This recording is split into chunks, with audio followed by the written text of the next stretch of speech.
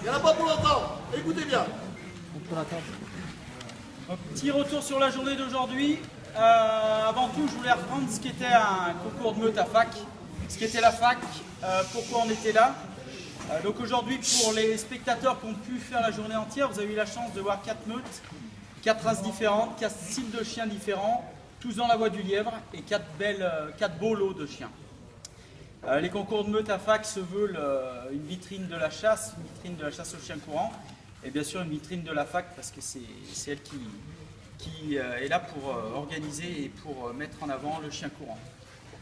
Donc ce qu'on cherche avant tout, c'est d'avoir des chiens, d'avoir des juges pour juger nos chiens, des territoires pour nous accueillir, un esprit sportif. On est là pour passer un bon moment, on est là pour rigoler et puis pour voir des belles chasses. Donc ça veut dire qu'il faut respecter les chasses, les chiens, les conducteurs, les juges. Et c'est ce qu'on essaye d'inculquer dans nos concours. Voilà. On a eu une belle journée aujourd'hui. On va d'emblée attaquer par les comptes rendus.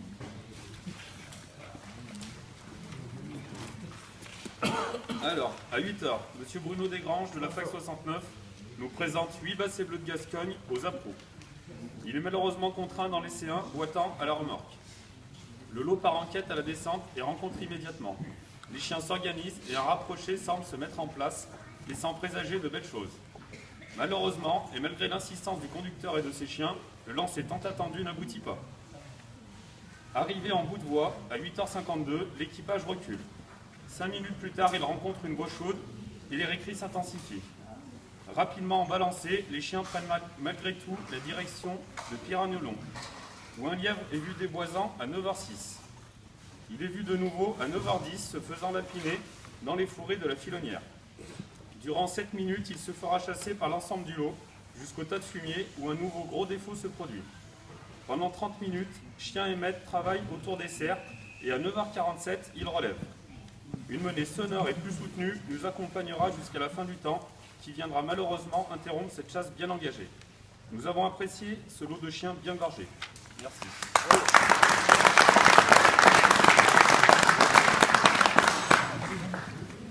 À 10h15, messieurs Ploivy et Séon nous présentent 7 Bruno du Jura sous le hameau de Verzieux.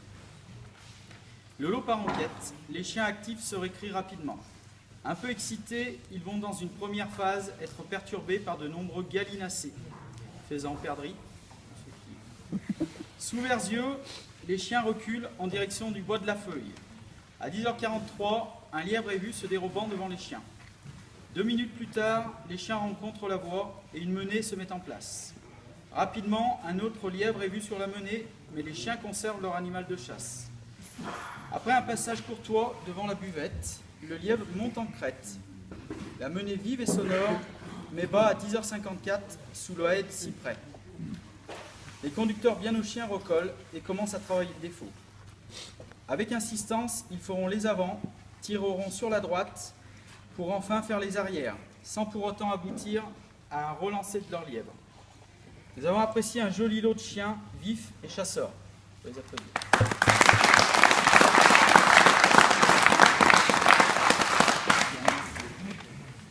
À 14h45, messieurs Emrard et Russier, venus de la fac de l'Isère et de la Haute-Loire, nous présentent pour leur première dans le Rhône 10 petits bleus de Gascogne d'un bon modèle. Sous chez Virieux, le lot part dans les prés. Les chiens quelque peu excités crient et les conducteurs essayent de tenir le lot. Les chiens vont fouler successivement plusieurs enceintes sans parvenir à lancer. À 15h44, un chien se détache, persiste au bois, lance un lièvre et l'emmène vers la ligne. Les conducteurs voient l'animal et font faire rallier le reste du lot. 16 minutes plus tard, l'ensemble des chiens emmène joliment dans la goutte sous la petite grange. Les juges arrêteront de suivre ce lot pendant que la chasse se poursuit.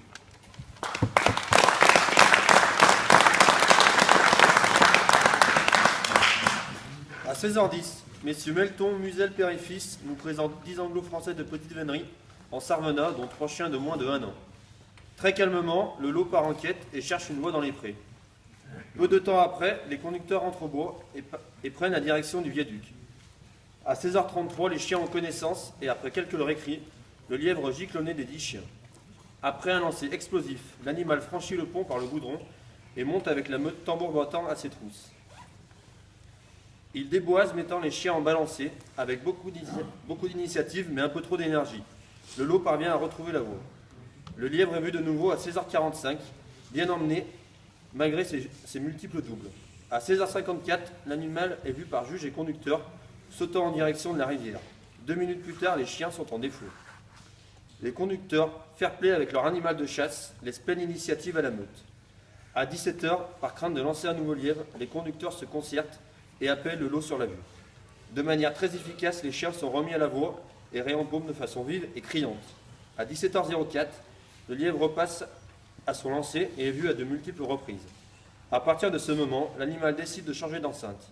Il saute la route, monte au bois de Chambaud. Le lièvre, sous l'impulsion des 10 chiens parfaitement ameutés, prend le travers jusqu'à la maison des canards et prend la direction de la route de Sainte-Catherine, où il sera vu à 17h21. Dès lors, un long défaut se produit. Les conducteurs s'appliquent à recomposer le lot et travaillent. De retour à Chambaud, toujours en défaut, 9 chiens lancent un chevreuil et partent en direction de Révry. 6 minutes plus tard, le lot décomposé revient avec des lièvres. Et ces menées toujours aussi puissantes iront jusqu'à la fin du temps imparti. Nous pouvons féliciter cet équipage sportif, tant pour leur esprit fac que dans leur qualité de chasse. L'harmonie chien-conducteur est à mettre en avant.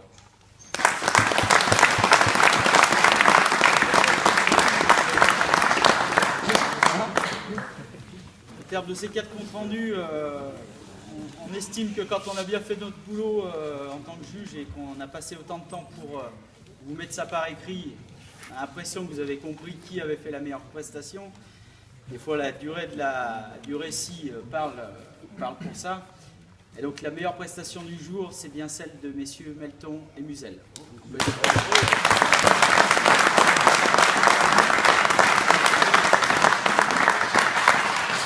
Avant que Noël sonne, mais je vais lui laisser la parole, la Fac du Rhône a bien sûr un petit présent local pour vous. Et la société de chasse également. Je vais être très court ce soir, contrairement à d'habitude. Simplement, je voudrais quand même, c'est un beau concours, remercier la fac, remercier tous mes collègues sonneurs qui sont ici, et surtout remercier tous les chasseurs de Saint-Didier présents ici. On est 100 chasseurs à Saint-Didier. Allez, on va dire que sur le week-end, il y en a une quarantaine qui sont là. Alors les autres, voilà.